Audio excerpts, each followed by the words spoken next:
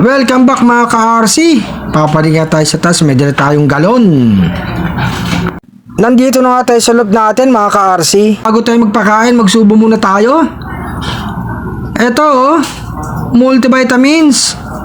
Calcium lactate mga ka-RC, natanggal yung pangalan sa harap. Nasubukan ko ng multivitamin at saka calcium lactate si Batek at saka si Padrino, papakainin ko na. Nasubukan ko ng multivitamin at saka calcium lactate sa mga breeders natin, kaya pinakain ko na mga ka-RC. Dito naman sa flyers loop natin, nabigyan ko na rin sila ng calcium lactate at saka multivitamins. Ang haba ng kainin nila mga ka-RC. Nag-aantay na ng pagkain yan.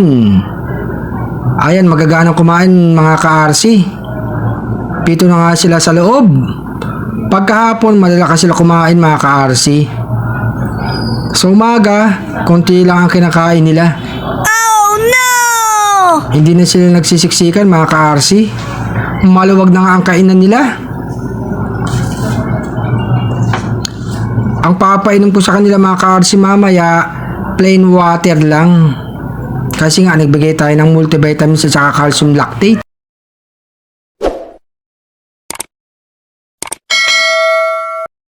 Nagwawala na naman si Batik at saka si Padrino mga ka-RC, kaya papakawalan natin sila. Ang oras nga ay mag-aalas 6 na, malapit na magtakip silim. Eto na, lipad na. Pangwala yung ibon. Iniwanan ninyo na naman yung itlog nyo. Mamaya nandito na yan mga ka-RC. Ayan, mukhang dadapo na sila mga ka-RC.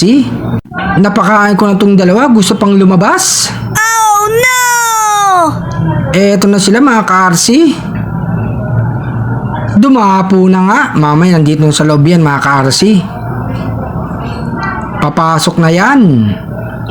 Hindi na sila rumonda ng matagal mga ka-RC. Andito na sila sa loob mga ka-RC. Bigyan pa natin ng pagkain sila mga ka-RC.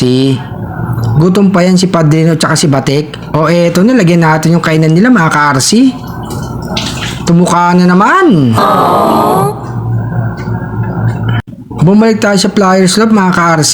Yung ibang ibon natin tapos na kumain. Eto, tubig. Inom na kayo. Huwag kayo mag-agawan. Makakainom lahat kayo. Magaganong uminom mga ka-RC.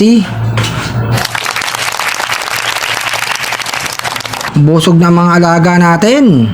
Pero yung dalawang batang ibon na kulay puti, tumutuka pa rin. Ganyan talaga mga batang ibon, matatakaw. Malapit na natin silang pakawalan mga ka-RC.